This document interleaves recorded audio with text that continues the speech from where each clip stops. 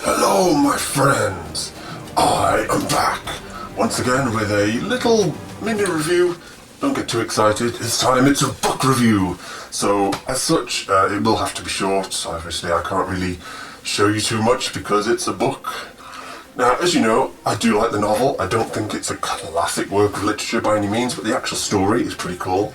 And one of the things that I find most intriguing is the backstory, which is only really kind of hinted at, particularly Erik's backstory in Persia, which movie adaptations have largely ignored. Might get a brief mention, but there's quite a lot of untapped drama to be had in that era, I believe.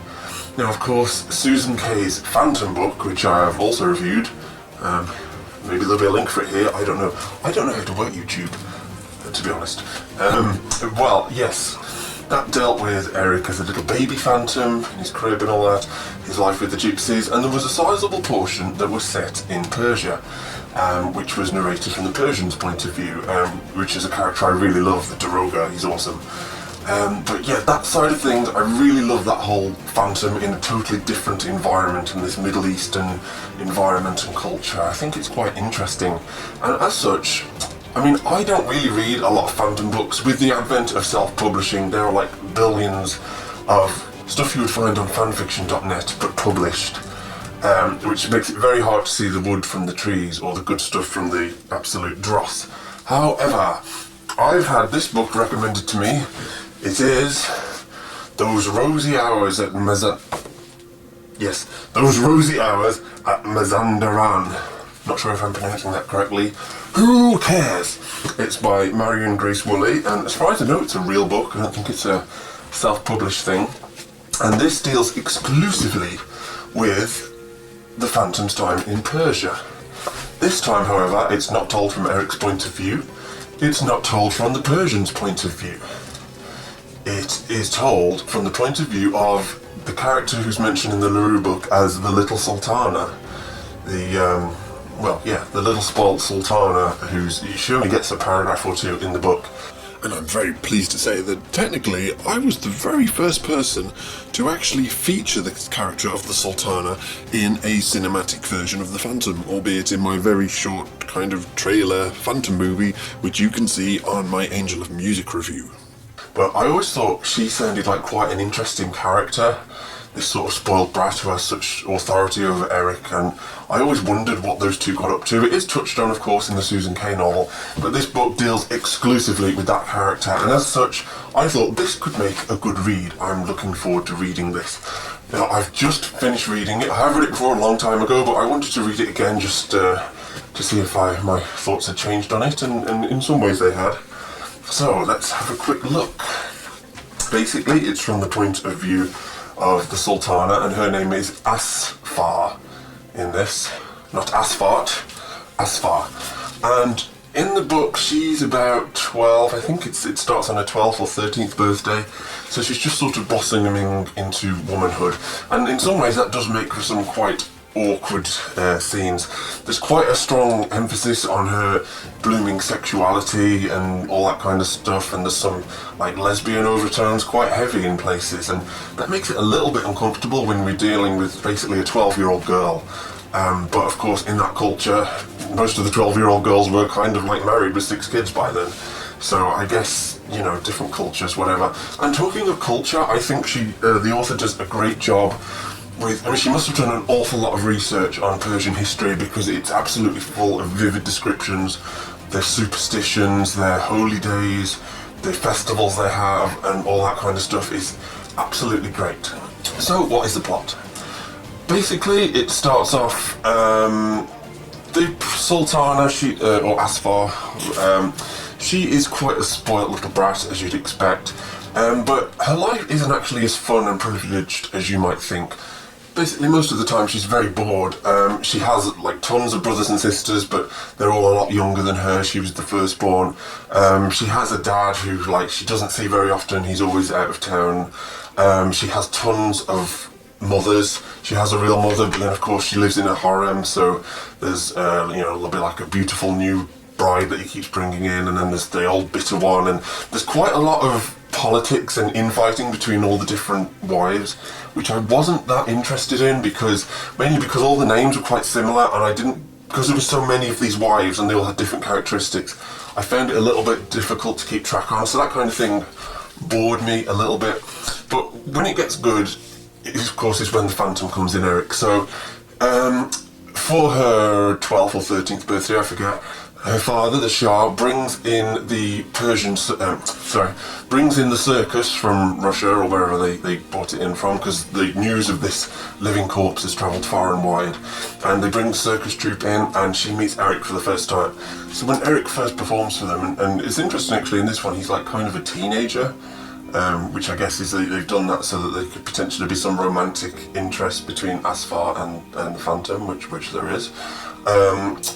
Yeah, and when he first comes, he's calls himself Pantalon, which I thought was another name for like trousers or underpants, but okay, whatever. And I really like the description. He wears different masks for different events, similar to the Charles Dance one. I just want to read a few extracts that I liked, because I really like the way she describes him. I felt a flutter through my own heart. He was more than a foot taller than me, and the fabric he had chosen for his outfit contoured his slim figure, leaving little to the imagination. Growing up in a household of modest dress, I found it difficult not to stare. I became aware that his eyes were ringed in black. They looked extremely deep-set, small chips of onyx reflecting backlight that danced off our jewellery. There, sitting on my stone seat, ankle resting casually upon one knee, was Pantalon. He wore loose black salvar tied at the waist with a kamar band. A tight-fitting jacket covered his torso, ending several inches above his waist. It was also black, and sewn with mirrors that flashed like eyes in the last of the light. Around his shoulders he wore the same cloak that he had worn during his performance. This is how I was sure it was him, for the mask was very different.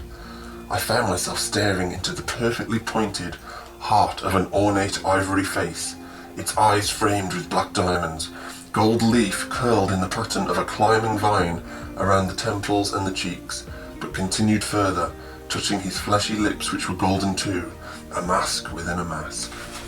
Now, one of the things of this book that's kind of cool and also kind of sucks is that it gives you the origin of the Phantom's name, of why he's called Erik, and yeah, it's interesting, but I don't know if we really needed to know the full reasons for that, but it's kind of cool. And actually, at first I thought it was a bit of a throwaway, like, back reference just for the sake of it, but it does sort of come around in the conclusion that there is like some significance to the events leading up to it that had a bearing on how Erik became all-powerful in Persia, which that was quite good. But Erik and Asfar are really kind of kindred spirits, and I think the relationship between them is kind of better for Erik than with Christine. Like, those two are totally mismatched, but these two are really kindred spirits. They sort of share the same flair of creativity and cruelty.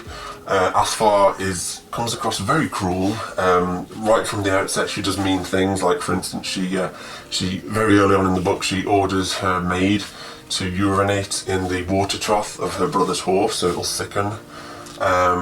Quite early on, she kills somebody. There's a lot of there's uprisings basically against the Shah's palace. There's dissidents that have to be executed, and in an early scene, she shoots one of them under her father's tutelage. And as she encounters Erik, he teaches her skills with the Punjab lasso, so she starts doing that kind of thing. And it even explains why this era is called those rosy hours, which is mainly to do with the blood that is shed and is all over the floor. So it's quite a gruesome book. There are some really messed up scenes. In some scenes it'll flip from quite romantic and flowery, and then it will just be like hardcore, graphic violence, sometimes almost bordering on torture porn. Because Erik, obviously, we see the genesis of how he creates his torture devices, early versions of the room of mirrors, the heated room of mirrors, and how Asfar is sort of instrumental in like designing some parts of that, or giving him ideas to make it a bit more lethal and cruel. I'll give you one example. There's one really bad guy, and this is like a mini spoiler. Asfar has an uncle who attempts to rape her, and there seems to be a lot of rape in these like backstories, doesn't there? You know, Susan Kay had that as well. But Erik captures the uncle and gives him to her as like a present. It was a marvel of engineering. By winding a wheel attached to the outside of the box, you could raise it up to 3 times the height of my father, or shrink it down to merely the height of my own knees. There was another wheel next to it that brought 2 of the opposing walls together like butterboards. See? Erik grinned. He has no room to lie down. All he can do is stand. You could leave him like that for days. And we did. Another thing we did was turn up the temperature in the box using mirror and lens contraption that fitted to the mesh slats. Erik understood the mathematics of it, but Jafar understood the results. Sweat would pour from his forehead. He had to wipe it on his raised knees because he could not free his hands to use his sleeves.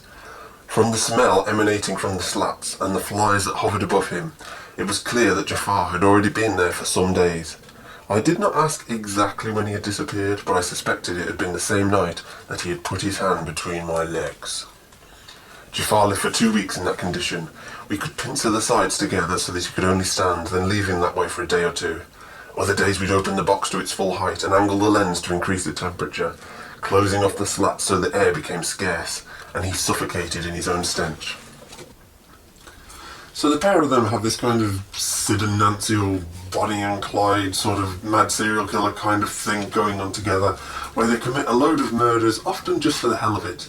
Sometimes the victims deserve to die, but sometimes they're just random people that they pick on and give them really, really horrible deaths. And I would say, if you're a youngish kind of fangirl, Andrew Lloyd Webber fangirl looking for some sort of nice romantic story, yeah, I do like the romance in this story, but this is not a story for, the squeamish, basically. There's some really gruesome parts in, there's quite a lot of sexuality to it. It's not really suitable for younger fans, I would say, but it is quite good. I'm just going to read you a few extracts that I liked. Now, this thing comes sometime after they've used the prototype of the heated box to torture somebody to death, basically. And here again we see the genesis of the Room of Mirrors. This is incredible, I repeated, now that I fully understand what it was. It's Jafar's box, only better. 1,000 times better. That is where I took my inspiration from. The way you offered him the choice. To die slowly or to take his own life. Such a splendid cruelty. I could not believe that I had never thought of it myself. You have outdone me, Shahzadi. I don't know how to pronounce that. Shown me a glimpse of what we could be if our games were combined. I felt a flush of hot pleasure sweep through me. Nobody had ever complimented me for my intelligence in such a way. He intoned each word as though I were truly something original. No longer a fat grape on the edge of a platter, but the main meal itself. Then I have just one adjustment to make. Anything. It shouldn't be made of glass. No. Mirrors. They need to be able to watch themselves die. What a cow. And to be honest, that's one of the things I like about this. I love the descriptions of the deaths, the different, the way torture and illusion is sort of intertwined, and in a way that I feel is accurate to how Erik would take delight in these kind of things, because, let's face it, forget the Andrew Lloyd Webber version, Erik of the novel is pretty messed up. He does like his torture devices. He's kind of like a Dr. Phibes, that kind of personality. And I like this description here of a scene where they murder a nobleman. For really, the only really crime he had was that he was hitting on Asfar. So, I'll just summarise. Oh, the games we played that night. As Ludovico made his way desperately from room to room, searching for his escape, we vested fresh horrors upon him at every turn. In the bathroom, Gabrielle, her skin as white as milk, lay motionless in a bath of goat's blood, looking for all the world as though she had opened her own veins. When he returned to the dining room, he found Pelagi's silver reflection hanging from a rope in the mirror.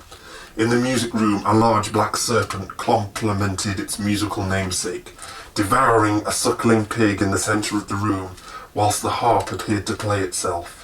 It was as though the house were bewitched. A beautiful theatre of brutality, bringing to life all the worst nightmares of the mind. As Ludovico stumbled from one ghastly vision to the next, he began to sob, crying out to Erik that he was sorry, and he would leave Tehran immediately and never return if he would but spare his life. He did not know Erik as well as I did, nor for that matter did he know me. The scenes we had arranged were merely an appetizer in our grand banquet of murder. With every cry and every plea, the pleasure grew. It reminded me of that prickling sensation when the evening breeze would brush against the back of my neck on our walks into Sari. Soon it grew to a thunderous sound of my heart clamouring against my breast. Erik felt it too.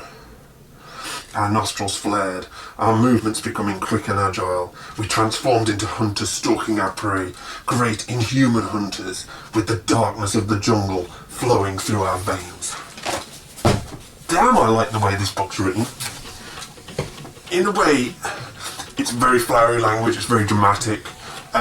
I find it hard to reconcile with that the character's meant to be just like a kid of 13 or so, and also in a culture where perhaps they wouldn't be very well read or learned. I mean, it does explain that she does have tutors and stuff like that, and that she writes poetry.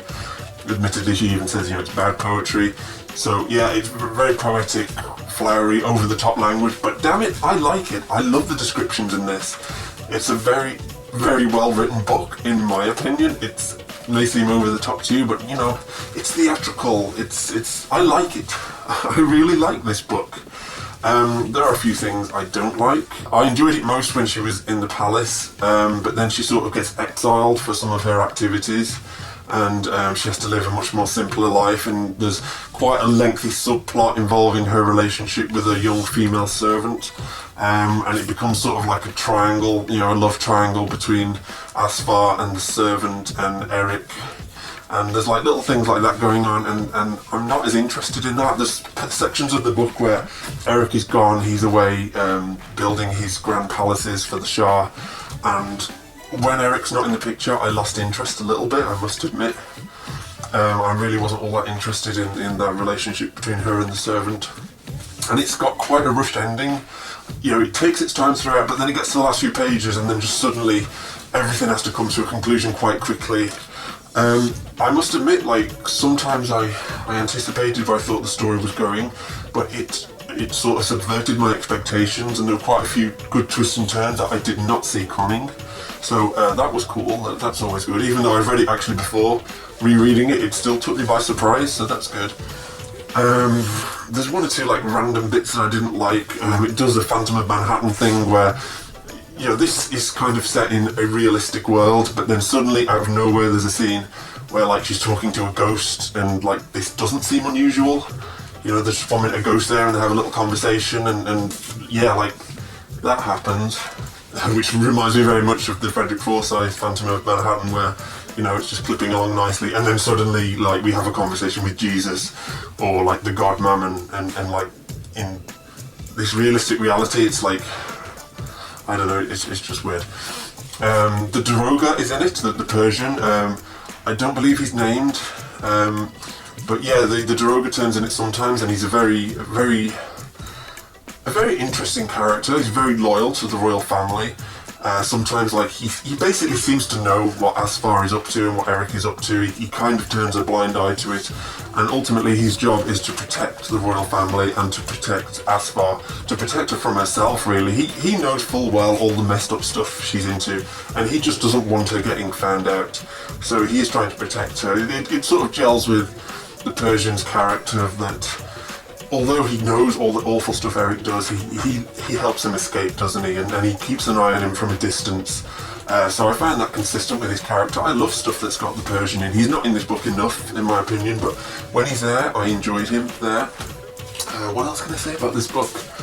I really, genuinely like this book, and I would recommend it. I actually would love to see a movie version of this, or something like it. Sorry, excuse me, my wig! Can't say a damn thing in this thing. It's very hard to read. Need to get an audiobook of it. Read by me, maybe I should read an audiobook of it. What was I saying? Oh yeah, a movie version would be awesome. Even better, a mini-series, because there's plenty of plot in this. And I think you could actually make I mean, normally I'd hate to see like a trendy young adult kind of thing with a teenage Phantom and, you know, a whole teenage love story thing, like, you know, a Phantom Twilight. But, you know, forget Bella and Edward, or what are they called? Bedward? Do people call them Bedward? Without Sharknado? Anyway, yeah, forget about all that, honestly. I really think there's scope to have a story with a teenage Erik and a teenage Sultana and all the messed up things they get up together. I would really love to see a TV series of this. It could go on for seasons and seasons and seasons. But the, you know, the plot of the book takes place only over about a year or so. Lots of stuff happens. So that is those Rosy Hours at Mazandaran, however you pronounce it, by Marion Grace Woolley. You can find it at all good bookstores. Well, you probably can't find it at all good bookstores. I assume it's on Amazon, Barnes & Noble. I don't know. You've got Google. Search for it. It is a good book. I recommend you read it. And that's all from me for the time being. I apologise profusely of how little video content I've been putting out and how long the gaps are between them. I'm a busy man and a lazy man. My existence is sitting in my lair watching Phantom movies continually. So yeah, I don't always get time to release as many videos as I should. I'm glad there's still people out there watching them and hopefully enjoying them. There will be more stuff from me. I'm working on a commentary track. Might take a little while to get it done and get it out to you, but it will be coming. If you're a Patreon subscriber, you can watch the first 20 odd minutes of it on my Patreon channel, which is patreon.com/Phantom Reviews. And if you're not a Patreon subscriber, subscribe. It doesn't cost much and you can see new stuff early, because, you know, I tend to make stuff in little bits, and so those little bits I will upload for my Patreon subscribers. But you other guys, you'll get it. You'll get it one day, hopefully, if I actually get my act together and restore myself to my former reviewing glory. We can but hope. Okay, folks, I hope you enjoyed that book review. And yeah, I will see you another time when there's more Phantom-y stuff to talk about. Until then, bye for now.